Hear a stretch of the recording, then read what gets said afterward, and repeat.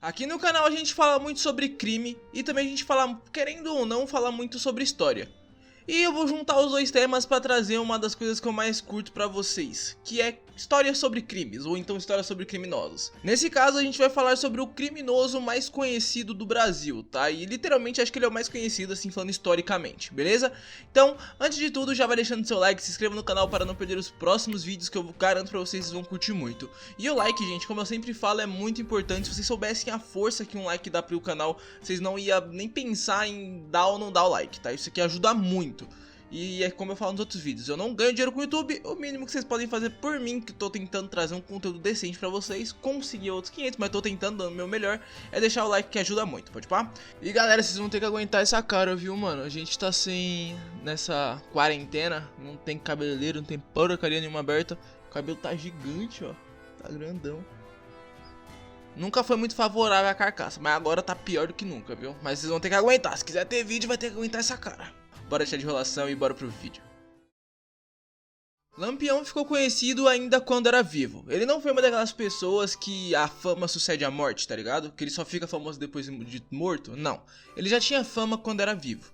Ele era muito admirado por várias pessoas, e mesmo naquela época que não tinha muito estudo, era raro ter uma galera que tinha um estudo mais avançado, ele era muito inteligente. Ele era um ótimo estrategista, e por causa disso e de toda a sua lábia, o jeito de falar, ele conseguiu criar uma enorme rede de contatos. E isso era realmente uma coisa muito impressionante, não só pelo número de contatos e influência que ele tinha, mas sim porque naquela época era tipo assim, quem tinha contato era só a galera que tinha muito dinheiro.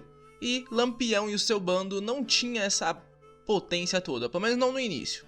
O Rei do Cangaço teve a sua vida retratada em filme, livro, música, série de televisão, novela, mas vamos com calma.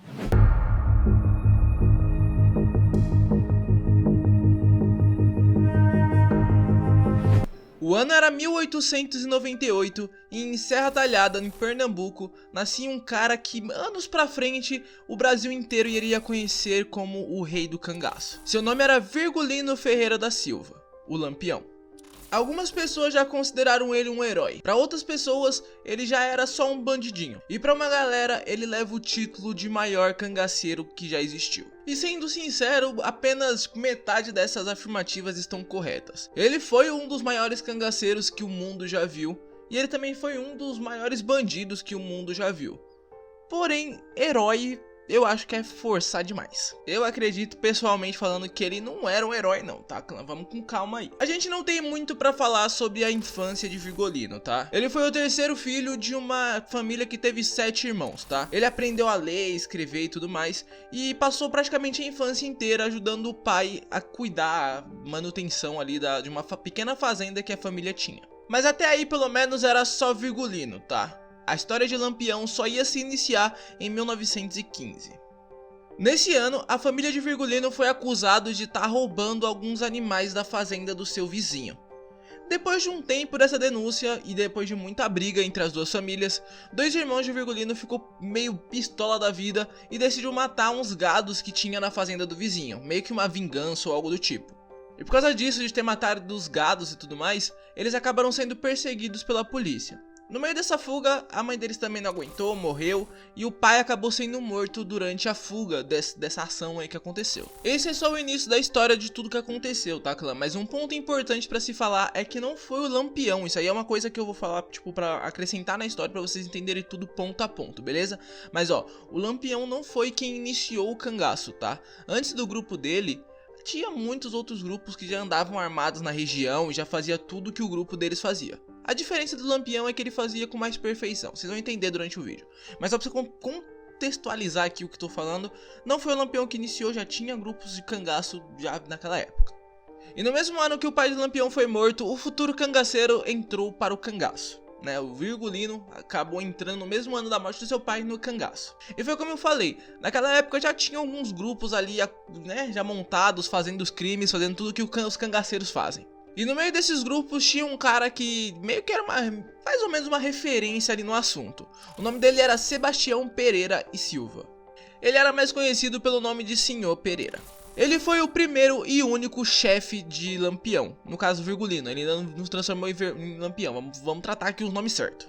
Ele foi o primeiro e único chefe de Virgulino, futuro Lampião. No caso, tem algumas histórias que falam que foi esse cara aí, o Sr. Pereira, que deu o nome de Lampião para o Virgulino. Esse é um ponto importante, tá? Ninguém sabe exatamente como que Virgulino virou Lampião. A gente tem algumas histórias que contam essa parte, porém nenhuma delas é literalmente aceita totalmente, tá? Tipo, isso aqui foi verdade.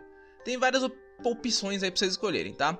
A primeira delas é que o Sr. Pereira deu esse nome pro Lampião por causa da sua habilidade com rifle, pela velocidade que ele conseguia atirar. Ele falava que, por causa da velocidade de tantas balas saindo, o Lampião, quando começava a atirar, ele iluminava a noite. Então, Lampião. Outro também é porque ele atirava muito rápido e o cano da arma ficava vermelho e fluorescente, parecendo um lampião. Outra história que também é aceita é que teve um dia que um amigo dele deixou um cigarro cair e o Virgulino deu um tiro pra conseguir iluminar o lugar e achar o cigarro que o amigo deixou, né, que o amigo derrubou. E aí saiu o apelido justamente de Lampião, porque ele usou a arma pra iluminar um local. Mas basicamente a história é sempre a mesma, é ele com uma arma dando tiro pra iluminar o lugar. Então é basicamente isso, era porque ele era bom com um revólver, com a arma, com um fuzil. Em 1922, Virgulino... né? Vamos parar. Aí ele já era Lampião. Então, em 1922, Lampião acabou assumindo o bando de Sr. Pereira, o seu antigo chefe. E a partir daí que ele ia começar a criar sua fama de chefe dos cangaceiros, o maior cangaceiro que já existiu na Terra.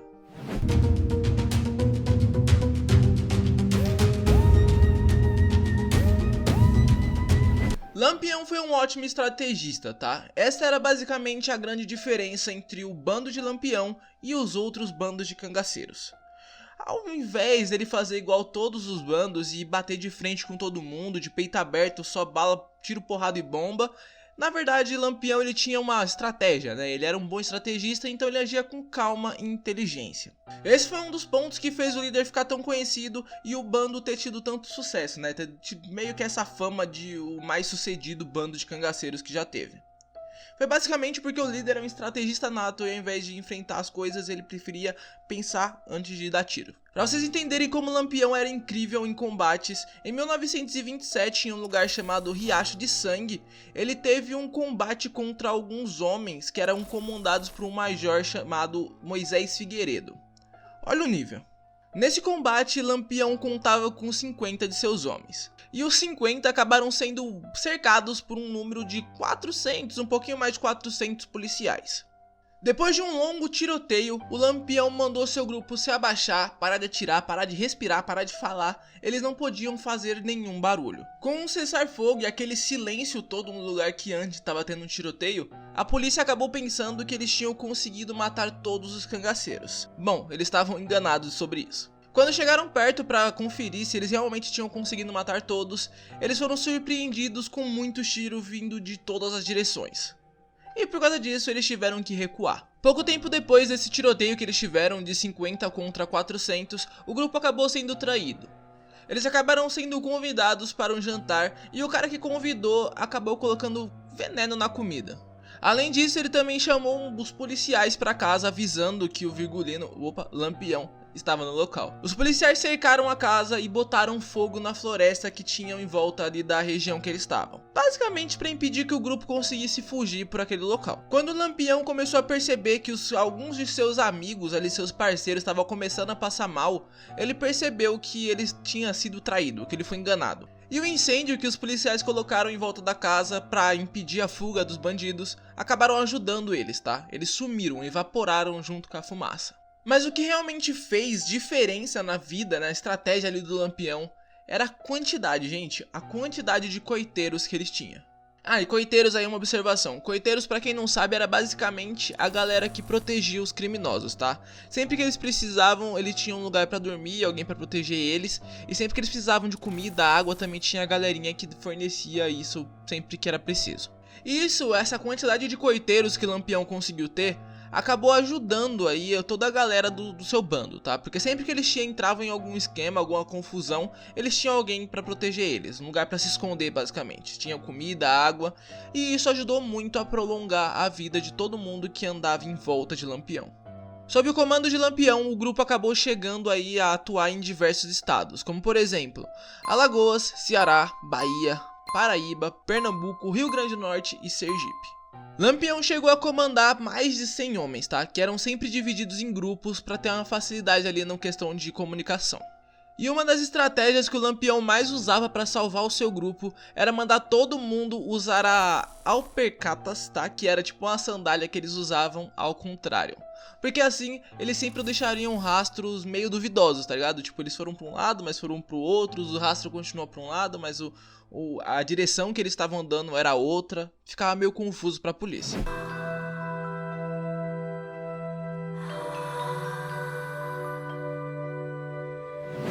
Agora a gente vai falar sobre a parte que geral quer saber realmente, né? Sobre Lampião e Maria Bonita, o casal mais famoso do cangaço, ou então o Bonnie e Clyde do sertão. E já aproveitando aí o engate, né, o que eu falei de Bonnie e Clyde, eu gosto muito da história dos dois e eu quero fazer muito um vídeo aqui pro canal deles, beleza?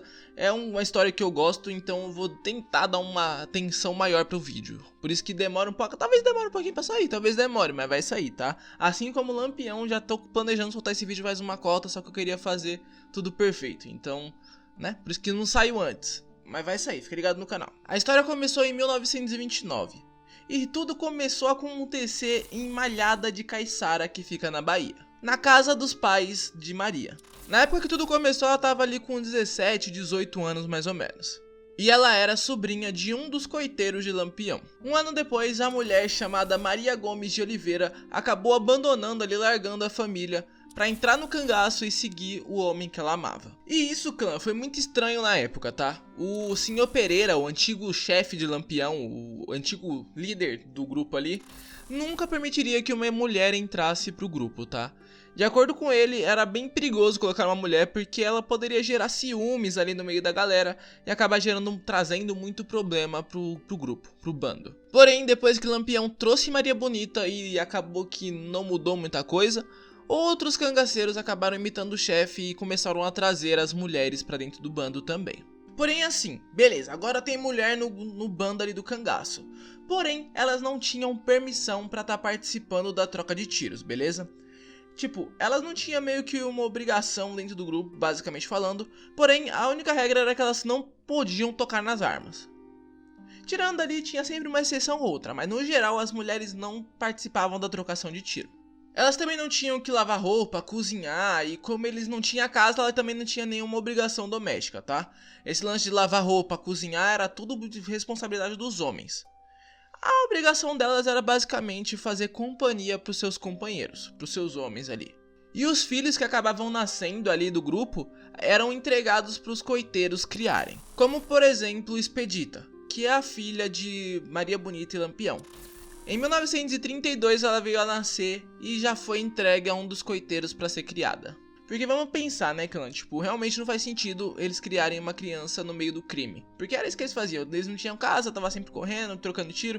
Não ia ter como ter uma criança ali. Então, toda criança que nasceria ali no bando do cangaço era entregada para outras pessoas criarem. E foi como eu falei, clã. Agora a gente tem mulheres no cangaço. Porém, assim, o ser humano trai. Ninguém tá livre disso. Mas assim, o cangaço ele tinha algumas regras e a traição era uma delas, tá? Toda mulher que era pega traindo sofria uma punição. E basicamente essa punição é, mano, literalmente, tipo, resumindo tudo, é a mesma punição que a galera de facções criminosas de hoje em dia, Morra, essas coisas, usam. Que é basicamente matar, tá? Não, eles não cortavam o cabelo da galera, eles literalmente matavam as mulheres. Vamos lá, essa parte aqui é complicada porque tem os nomes da galera e é difícil lembrar o nome de todo mundo, mas vou tentar. Zé Baiano acabou matando a sua mulher Lídia a golpes de cacetete. Ele acabou descobrindo que ela tinha traído ele com outro colega do bando chamado Ben TV. Outro companheiro do grupo, um cara chamado Moita Brava, acabou pegando a sua companheira Lili, traindo ele com outro cara do bando também, tá? Esse cara se chamava Pocorante. E ele acabou assassinando a mulher com 6 tiros a queima-roupa. E assim, gente, mulher mexe muito com a cabeça de homens. E nesse ponto, se você for parar pra pensar nesse ponto, era melhor o Lampião ter seguido as instruções do seu antigo líder e não ter trazido mulheres pra esse meio. Assim, não rolou treta por causa de ciúmes, que era o motivo que o seu antigo chefe achava que ia rolar.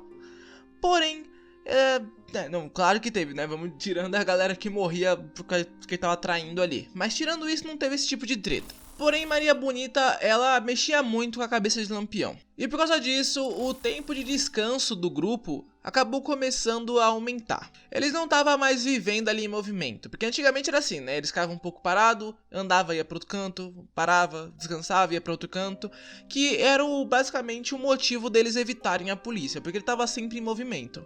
Isso começou a diminuir.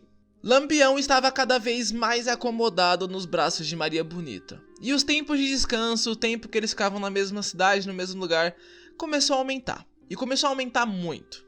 E foi aí que começou a dar tudo errado pro bando de cangaceiros.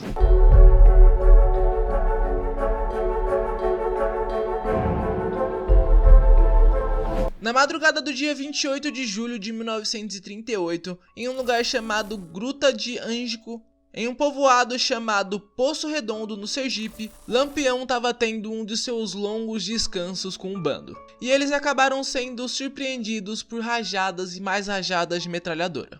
Pouco tempo depois da surpresa, Lampião, Maria Bonita e mais 9 outros cangaceiros já estavam mortos. Quem fez o ataque foi um tenente chamado João Bezerra, e com esse ataque tão simples ele conseguiu fazer o que a polícia inteira do Nordeste estava tentando fazer há muito tempo. As cabeças dos membros ali do bando que foram mortos acabaram sendo decapitadas, mumificadas e foram expostas em uma cidade chamada Santana do Ipanema, que fica em Alagoas. Depois levaram elas para o Museu Nina Rodrigues na Bahia e em 1968 elas foram enterradas. Lampião morreu na Gruta de Ângico, em Poço Redondo, Sergipe, no dia 28 de julho de 1938. Muitos ainda discutem se Virgulino era um bandido ou um mocinho dessa história. Tem uma galera que fala que por onde ele passava ele estuprava, matava, fazia tudo de ruim que alguém possa imaginar. Já outras pessoas falam que na real ele punia todos os do grupo dele que abusava de alguma mulher. A maioria dos relatos que temos nos jornais da época, a fonte da história ali contada era sempre a polícia. E claro que eles não iriam pintar o Lampião como uma boa pessoa. Os policiais tinham que botar a população contra o grupo. Então a gente não pode levar todas as acusações a sério. Muitos cangaceiros que foram entrevistados falaram que Lampião na real era um bom homem. Porém, eles eram amigos de Lampião, então também não podemos levar tão a sério as afirmações deles. O que sabemos com certeza é que Lampião era sim um criminoso e que ele fez uma fama gigantesca dentro e fora do Brasil. Esse foi o vídeo de hoje, clã. Mano, na moral, esse daqui foi um dos vídeos mais tretas de gravar. Pra fazer o roteirinho foi muito difícil, pra editar foi muito complicado também, tá? Só pra vocês saberem. E eu demorei muito pra fazer, então antes de sair do vídeo, deixa o like, se inscreva no canal que isso vai me ajudar muito, tá, clã? Isso não custa nada pra vocês, vai me ajudar muito. Então eu tô tentando trazer um conteúdo da hora pra vocês, tô me esforçando pra caramba pra isso e eu espero que vocês estejam curtindo. Qualquer sugestão de vídeo aí desse tema, mais ou menos, do que eu falo no canal aí que vocês quiserem deixar pra mim falar, joga nos comentários que eu sempre anoto tudo e anoto o nome de quem sugeriu também. E quando eu faço o vídeo eu vou citar quem foi que deu a ideia, pode pá? Então se você tem uma ideia de vídeo nessa base ou qualquer outra base do canal que eu tenho aí, só mandar no Discord, parça? Só mandar nos comentários que eu anoto, pode pá? Então é isso aí, não sai daqui sem deixar o like, se inscrever no canal e assiste os vídeos que estão na tela e na descrição tem link. Valeu, até a próxima e fui!